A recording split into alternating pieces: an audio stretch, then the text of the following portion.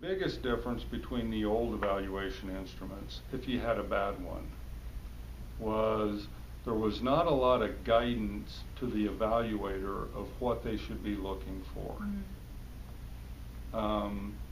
It was more of, like, I remember back, and I could go dig you up, I think I still got a copy of my old evaluations. Back when I was a teacher, it just said that Brad meets or doesn't meet, is good or bad. And then down there, then it said strengths and weaknesses.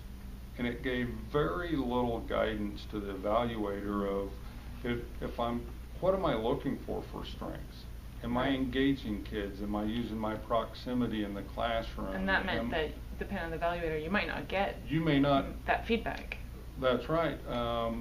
You know, when my first year as a high school principal, here I was 29 years old as a high school principal evaluating people that have been teaching for 25 years, and I have a one-page sheet saying what are their strengths and weaknesses. How did that feel?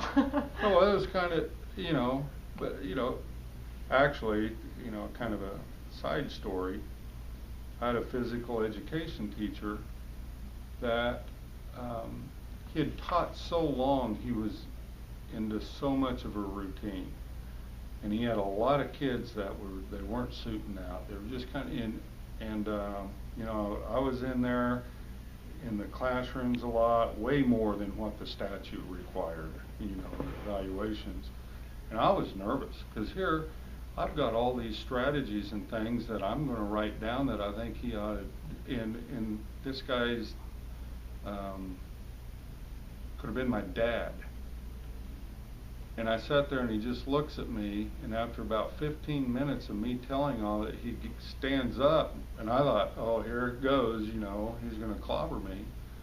And he shook my hand, he said, you know, that was one of the first times in years, he goes, I've been struggling, I'm in a rut.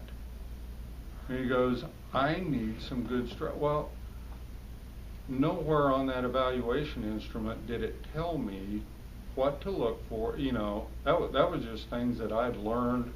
So that's the difference between the old evaluations and the new. It helps that evaluator understand what to look for. How to, you know, all the things that we just kind of listed there about how do you help good educators become better.